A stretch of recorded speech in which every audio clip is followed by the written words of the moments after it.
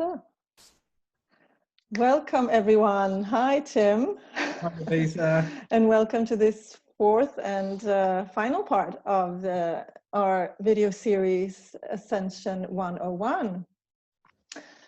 That it's about that when you start waking up spiritually, your whole perception of both yourself and the world around you change, which can be confusing. And so based on my own experiences during my awakening period, I would like to try and help others who are going through this. And to help me out, I've got Ascension Specialist Tim Wild with me. Hi. So welcome back. So this is part 4 out of 4. So do check out the first 3 parts in case you haven't already. And in part 1, there's an introduction of Tim, and in part 3 of myself. But today I wanted to start with some concepts that tie into each other, Tim. So starting with the word Lightworker. That's a word that I soon ran into when I started waking up. And so what does it actually mean? And people might be thinking, am I a light worker? Is it a common question that you get? Basically, if you're asking that question, yeah, you are. Yeah. It's light worker can be a little bit of a cliche. There's a lot of you. There's a school of thought out there at the moment. It's like, ooh, you know, I don't want to put myself in any categories, kind of thing, you know. But it doesn't really matter, does it? At the end of the day, whether you're a light worker, whether you're an earth worker, whether you're a warrior spirit, whether you're a shaman, whether you whatever you are, if you're helping with this process. You just I tend to regard people as spiritual teachers, or more than anything else, or light worker is a term you will inevitably hear if you are involved in this process. The second you step onto this pathway, the second you start reading blogs, social media, whatever's out there, books, you're going to hear the term light worker. Light worker essentially refers to people that are working with the ascension of the planet. But it doesn't necessarily have to be a label that you present yourself with. You can be anything that you want. You can be a unicorn worker if you choose to be so. But as long as you... Or a light. I know Diana Cooper said that. That she'd asked her guides, what am I? I'm not a healer. I'm a healer. She said, you're a light. Yes, I thought that was really beautiful. that is beautiful, actually. But so it's just the human brain uses language to describe concepts, energetical concepts and physicality. Light worker is just simply a description of the job that we do. We work with light. We work with the earth, or we work with energies. We work with crystals. We work with whatever we can get whatever we can get our hands on. So. Yeah, it's a very, very common term. Light worker is the term that I would hear more than anything else. Yeah. And I use it quite frequently myself because it's just easy to use rather than sitting there racking my brains for a different word. I just use light worker because everyone knows what I'm talking about. Simple as that. Another word that maybe it's because I associate myself with it. It's the anchor point. We're anchor points for like grounding in energies. That's right. At the end of the day, if you're an anchor point, you're anchoring in light. Light working. They all tie in with each other, but an anchor point will be. The majority of you listening to this will be anchor points as well in some way or another, because we spend the majority of our day assimilating energies that are coming in from a higher frequency. So therefore we have to anchor them. I remember saying to you, Tim, at the beginning when I was waking up that I feel like a crystal myself, and it's a lot what they do too. We're going to talk about crystals in a bit. We are going to talk about crystals. But it's I think it's about the importance of us having a physical body. Like don't underestimate the physical body. No, don't underestimate. That's what I'm like. It's a very stepping on the ground. It's a very special thing that we've been gifted with, like this. That's one of the beauties of having a physical incarnation, is the tangibility of being able to experience in what was previously the third dimension. We can touch, we can taste, we can interact with each other physically. We can do the things that are the gifts of the physical body, and it's always made me kind of like scratch my head a little bit. Like everybody's in a real tearing hurry to get away from 3D, and move into this higher frequency, and even almost leave the physical world and kind of like for the higher, loftier climes of. But we're, you know, I'll tell you, even like I've had conversations with many ascended masters that said, well, yeah, like don't knock it, because like non-physical, it's amazing what energetically you achieve, but a physical body is a gift. It's one of the reasons why we should be looking after ourselves, and that's actually the theme of the year, is learn to look after yourself a little bit better, really. Because something that I didn't realize at first was that, I mean, I thought that the angels, the ascended masters, other light beings, they could do it all themselves, and they could do it much better than I could. But actually we have sort of a complementary relationship with them, that we both need each other. We're here in the physical, we're anchoring it in. Absolutely. If you think about how difficult it would be to, if you look at it from an angelic perspective, an angel can't directly interact with us. They can affect the outcomes by interacting with our consciousness, or maybe altering the energy if they're allowed to under spiritual law.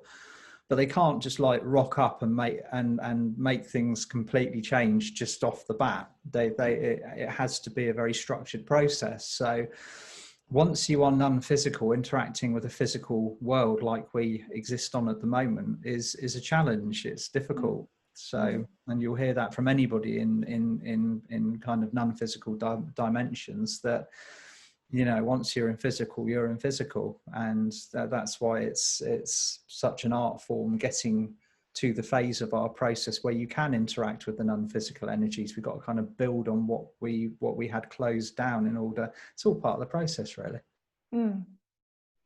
Actually, we're going to talk about the stars and the cosmos too today. But so before we do, let's talk a bit more about grounding in. We've touched on this already, so this is important, right? Yes, it is. I'd say probably of the majority of the spiritual concepts that you will hear, grounding is your number one. You live on a physical planet, you have a physical body, you are assimilating high frequency energies that are coming in from a very high source at the moment. This has only been happening to this degree in the last 8 years, and every single day that you live on this planet, the vibration rises. Okay, we're pushing hard for a fifth dimensional frequency. Now, in order to get that energy to stick, you got to ground it in. Okay, again, that's an anchor point thing, but grounding is the more simplified everyday version. Now, when you get up in the morning, or when I get up in the morning, the first thing that I need to do is I need to ground my energy, because we're all often high frequency places doing different jobs when we're asleep at night. You're never still, there's no such thing as a day off at the moment. So ground yourself into this reality, and this is very important because you have the capacity to be kind of bouncing through multiple realities simultaneously during the course of the day. You need to set your focus and set your energy, ground it in, stand with your feet on the floor with your eyes closed, and just imagine your energy kind of moving into the planet in a silver flow through the earth star chakra below the soles of your feet. And it only takes a few seconds to do, but ground, you know, once you set that intention to ground in, it means that all of the energies coming down through you, beginning at your stellar gateway chakra, coming down through all of the other chakras, you are like a lightning rod. And we all know what happens when lightning hits a tree or a high point. It has to come to the earth, the ground. If you don't ground it, it's bouncing around your body and it's not doing you any good. You might feel, if you feel like lightheaded, dizzy, dizzy, kind of things. like, you know, sort of like a little bit like I'm warping in and out of space, you know, various places simultaneously. It's probably because you're not grounded. And I know that from personal experience, because I was probably the most ungrounded person waddling around on this planet for a good number of years, actually. Something that I work with a lot and that can help balance you and ground you in, and also offer a lot of healing, I think, are the elements. Yes. The 4 earthly elements: fire, earth, air, water, and then we have the 5th element of cosmos as well. But and often in everyone, one or a couple of them might be stronger in each individual, and so do enhance that, take advantage of that strength, but also work to find balance between the elements within you. and it's going to also be easier. I see it like a cross shape. Yeah, that's and exactly. then you can. Absolutely. It's I mean, the easiest way to find out is, a lot of us will already be aware of what our astrological signs are. And sometimes it's very helpful to know what your planetary lineup is. I mean, sort of like I knew from an early age that sort of I'm predominantly fire with a little bit of air. I've got no earth, which is why I spent so many years on ground, and I've got like a tiny weeny bit of water as well. So that grounding for me was more important than it might be for a lot of other people out there, because I just had no ability to kind of like keep myself in a physical reality. It was an interesting process. And the elements, once you know what your elemental structure is, you know what your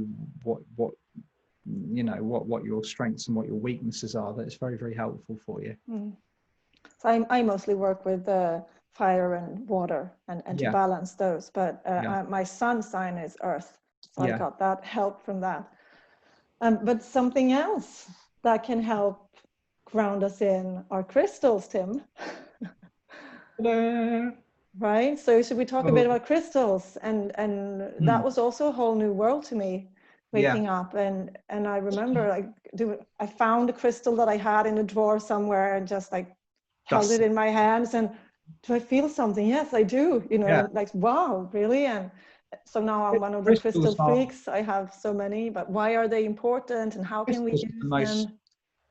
Incredible thing, and they're a vast subject as well. So to encapsulate what is such a vast subject in a very, very short space of time, is crystals are an extension of ourselves. Okay, if you own a crystal, you can own one, you can own several. They become part of your energy format.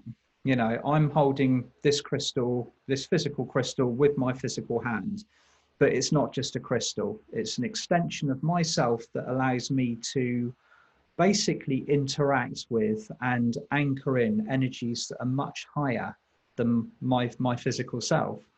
And they are also used for storing information, anything that's going on around you at a high frequency. I mean, again, this goes into sort of like, how to use crystals is another ball game altogether. I've got lots of information on my website, timwild.com, if you want to kind of find out the nuts and the bolts about it. But to using a crystal, a lot of people think it's a lot more complicated than it is. It's not. Crystals are simplicity itself. So there's countless guidebooks and manuals and everything out there that kind of give you the perspective of the author on how to use them.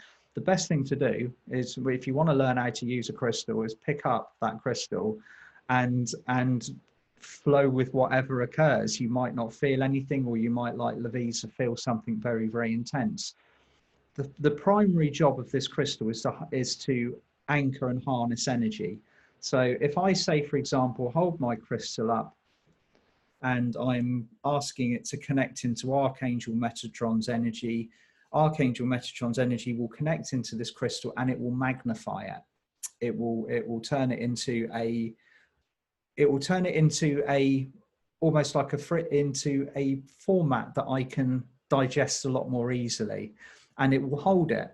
So instead of me kind of walking around all day asking, consciously tuning into Archangel Metatron's energy, I only have to do it once I've asked Archangel Metatron to put his energy into this crystal and hold it there and do whatever I want to do with that energy, it's doing it. Then I can put the crystal down and I can go about and do something else. But that's just a fraction of what they do. And you can ask your crystal to log information. If you think about what a computer is a silicon chip. What's silicon? It's crystal. At the end of the day, it's quartz.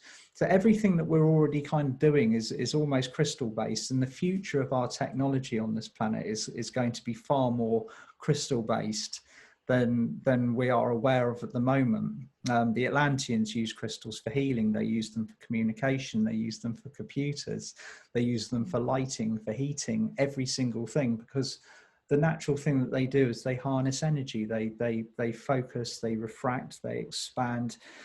and they also function multi-dimensionally. So you've got a crystal, yeah?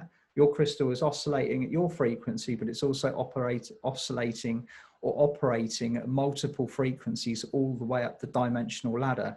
So you could become non-physical suddenly and become ninth dimensional. You would still have that crystal because it's vibrating at that frequency.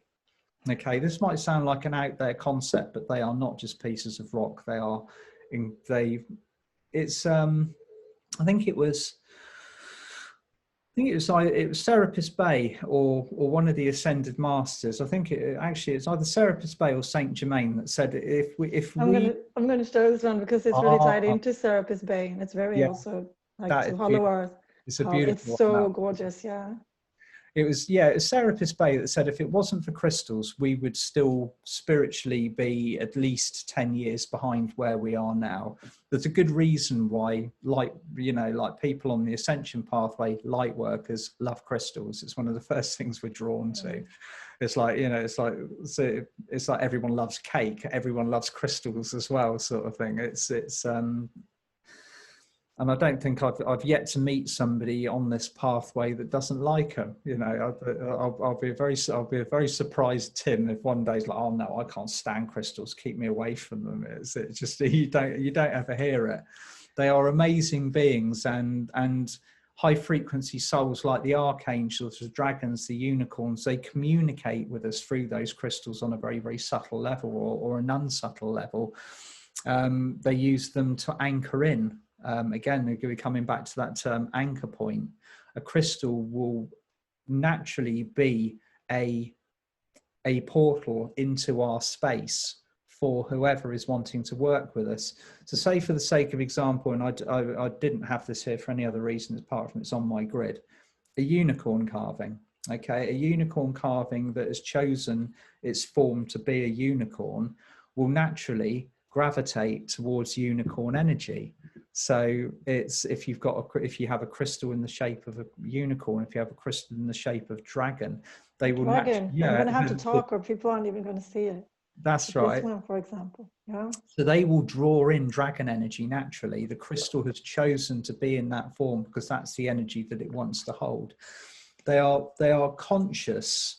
They are highly conscious, very highly developed souls is the only way to describe them. Basically, crystals have a consciousness and they have their own pathway. It's like I said, it's a vast topic. And then you have, the name of your crystal page also has skull. The word skull, right? And crystal. I know I thought they looked scary at first. A lot of people did. The ankh was, the ankh was my first symbol that drew me in. But now, as you can see, I have skulls. So what about them? Fantastic, but they're a very Atlantean concept. Okay, the Atlanteans honoured the shape of the skull because it housed the human consciousness. So they carved crystals in the shape of skulls to house the information that they were keeping. As we talked in the previous video about the Atlantean blueprint, the Atlantean blueprint was first of all stored in the 12 main crystal skulls of Atlantis. And then we carved the 13th amethyst skull towards the end of the fifth and the final experiment. That collectively housed all of the information from the 12 crystal skulls in one unit. So we knew what we were doing. We put the information away. And just to give you an example of how much information a crystal can hold, not many people will gravitate to the phase where they are naturally storing information in crystals. That's not everyone's cup of tea. But this crystal, this one that I have here, would take me several lifetimes to fill with information. It's not like I could just put one or two meditations that I want to store for later activation in there. Their capacity is virtually limitless. So say for example, you've got a tiny little bit of quartz, one of these quartz pebbles that you might have knocking around in a pot in your house somewhere, that will hold up to sort of like anything up to like 5 or 6 terabytes of information, just simply because that's their capacity. You can focus and place all of this knowledge, all of this information into a crystal, and then retrieve it at a later date. Oh, this little citrine.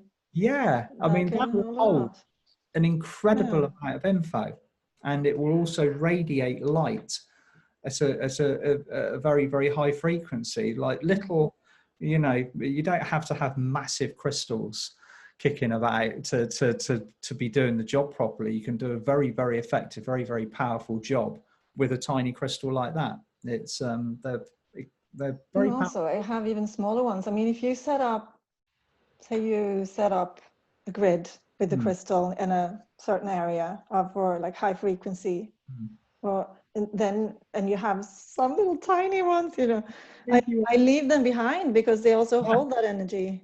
They do. You know? That's a very good point, Lovisa. I mean, like you've used the term anchor point. Say, for example, you have your tiny little bit of quartz and you fill it with light. I'll say you go to a sacred area where you spend 5 or 10 minutes drawing in light. You bless that particular area and you want to keep it for the light. You want to keep it open. You want to keep the high frequency energies pouring in. Do exactly as Lovisa just said, and specifically ask a small piece of crystal to keep that energy rolling into that area, and then you place it there and you leave it there, and then you have an anchor point in that spot that will be permanently radiating light and holding that energy. Actually, now I have a tree telling me I can do that too. You can ask trees as well. But they have a very specific consciousness, trees that work at that level as well. It's and the more we would move into this energy, the more we realize how open and easy to communicate with all of these things are. But I did say that we were going to talk about the stars today, but first I want everyone to be familiar with the concept of aspect, as in aspects of your soul, aspects of you. Yeah, that has to do then with different incarnations, and that, you know, you maybe have to get used to this idea as well. Yeah. But that was difficult for me to grasp at first. How would you explain that, Tim? An aspect would be, say for the sake of example, you incarnate 10 times. Each time you incarnate, you are going to be a different personality. For this incarnation, I am Tim Wilde. That's who I am. But in Atlantis, I was a different person. And I've incarnated since Atlantis multiple times. Now, every time I incarnate, I create an aspect of myself. That aspect of myself then goes back to my soul at the end, you know, like my overall soul at the end of that incarnation, and reports back. And it's like, here's what I've learned in my incarnation, or here's what I've achieved. This is what I've done. And that information will be stored, and the soul will grow, if you see what I mean. So that's also where you have memories from other aspects of yourself. Yeah, you will, or a lot of you will be receiving information and memories from your past life aspects. Not so much necessarily the low frequency ones that you might have had in the last 10,000 years. We seem to be connecting more deliberately now with the high frequency, the master aspects of ourselves. And this is where all of the very high frequency information that we're bringing through is coming from. This is what we were talking about in the previous video about linking into Golden Atlantis. It's a very good way of bringing through that mastery and that knowledge that you will have from that period of time. For the new golden era that we're heading towards. Yeah, rolling it out. Yeah. But so moving then from different aspects of your soul, because some of them will, well, most likely have been incarnations in other places than Earth. Yeah. As well. Yeah. So it's just for the sake of example, like two familiar names that you'll all, or most of you will be familiar with. You got Merlin and you got Saint Germain. They are essentially they're from the same soul, but they're totally different personalities and totally different incarnations doing different things. So you can call on Merlin and you can call on Saint Germain, and they offer two totally different energies with two totally different sets of knowledge and incarnations, but they've come from the same source. So that's just an example of what I'm talking about. I will go back at the end of this incarnation as Tim Wilde. You know, like whatever I've achieved at the end of this, that will be recorded. And the same will apply for all of you listening to this as well. because for me, the first time that you and I talked, which was 3 years ago, and I had a personal ascension session with you on Skype that you did then, and you said to me that the Lyrans were important to me, and I had to ask you, you had to repeat it several times, because I'd been talking about lions, the animal lion, and I couldn't grasp what you were talking about. I wasn't realizing all this with the stars, the constellation of Lyra, and yes, the Lyrans are very important to me. So that's another. Yeah, because those signs that I was getting when I was waking up, there were lions everywhere. Everything was about lions. If I put on the radio, there was a song about lions. If I looked at oh, that's a yellow flower, I wondered what's the name of the flower? It was something with lion, you know. And on every sign in the city, I looked up on the bus, and there was a sign with a lion again. And you know, so that's we talked about that too. All the signs we get, that the synchronicities and everything. Yeah, every one of you listening to this will have an energy association with somewhere from a higher frequency. It doesn't matter whether it's angelics. With Lovisa, her primary connection is to the Lyrans, which they're a ninth dimensional race of what many of you would recognize as kind of all describe as lion people, and that's how they present themselves. That's how their energetic form is recognizable to us. Some of you might identify or be associated with Sirius or the Pleiades or Orion or Andromeda or Arcturus or any of these different kind of star systems, and it's because you have an energy from that particular point that's very supportive for you, and it's an energy that you're working with. So working with the stars is equally as important as working with energy on the earth, because these souls have essentially been through what we're going through on this planet a long time ago, achieved it, and moved on. So they've got something to offer, and they've got there's infinite sources of light and star systems out there, and just a few that we can kind of recognize and identify with because they're in our kind of constellations. But all of these, you might hear like frequent ones or important ones or big ones that you might hear about that many talk about are Lyra, Sirius, the Pleiades, Andromeda, Arcturus, Orion. Which one did I miss?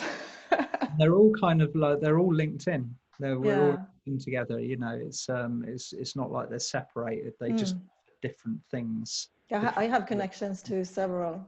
Yeah. It's an interesting process, but then don't forget about our star, our sun. The sun. The sun essentially is, I mean, apart from the sun shining here in England today, I love it when the sun's out. I'm at my happiest and the weather's hot and everything. But the sun isn't just a source of light to keep our planet alive. It's also a portal to where the real light is coming from. So all of the spiritual frequencies that we receive on this planet originally were coming through our own sun. The sun was almost filtering down what we were receiving from the cosmos to trigger and instigate our ascension process. But it's because of our frequency rise, we're not needing the filter anymore. We're getting the real deal. It's coming in from Andromeda, from the Pleiades, from Sirius, and all of the other kind of the downloads of light that we're receiving, and we're getting it in its raw format rather than being filtered through our sun. But still, the sun is great. says Lovisa, who has a connection to the temple of the sun as well. But then behind our sun, we have the great central sun as well. The great central sun is located almost like if you saw through, not necessarily kind of like on a star system level, but it's described, you might have heard the term, the sun behind the light of the sun. It's the great central sun I always see as almost like a blue-white light. And the light from that is kind of, it's filtered down through our own, so that we used to be able to assimilate it at a pace that's more kind of acceptable for ourselves. See what I mean? And then you might hear the word Helios. Helios. That's where. And Vesta. Yeah, Helios and Vesta. There's so that's the masculine and the feminine aspects of these spiritual suns. But there's a lot of them out there. Actually, there's more. The kind of the concept of the 7 spiritual suns that are like primarily the ones that kind of are feeding our process, so to speak. So it's a massive subject. Once you start getting into it, there's all of these kind of sub factors, and a lot of you listening to this might feel that you identify particularly with a particular place, like you might feel like you are from Sirius, you might feel like you are from Pleiades, or you might feel like you're from Venus or Neptune. And the majority of the time, it's where you were the last time learning or preparing for your incarnation here before you came down. It's a thing that you will identify and remember. It's also the place that will be most supportive for your energy. That's great. So, and I was thinking about everyone's home star. As well. That might be something that you wanted to connect in with. It's supportive. This, okay. It's I've done it in the workshops before, and I put it out on a video a couple of weeks ago on I think it was the first walking meditation Monday that I did. And if you go to your stellar gateway chakra, which is a meter above the top of your head, you've got the lovely golden chakra, and you can sit there with your eyes closed and imagine a golden thread going up from your stellar gateway, and you follow that golden thread, and it will go on and on. It could go through Sirius, it could go through the Pleiades, it could go through the sun of Arcturus, and it will keep on going, and you follow it until it stops. And where it stops is where your soul spark originated from. It might take a few attempts to go, but that's an easy way to find out where you originate from. But like you said, don't feel the pressure, like I have to get there. No, because then maybe you're harder. The thing is, like, your soul could have originated from a place which is undescribable in the human tongue. It could be from a frequency that's so high that you can't describe it with physical words, so you're not going to get a physical description for this place. It's just going to look like a ball of light or a tone or even a frequency. It won't be recognizable on this level. So the places that you pass through, so you said, like, for example, Neptune or another star, they're also going to be supportive for you because you have connections there. Places where you have trained and stepped down to where you are now. Okay, so a lot of it. The last place I stepped down from was Venus. So naturally, when I woke up on this pathway, I thought I was from Venus. I was like, oh, wow, Venus, my home planet. But it wasn't.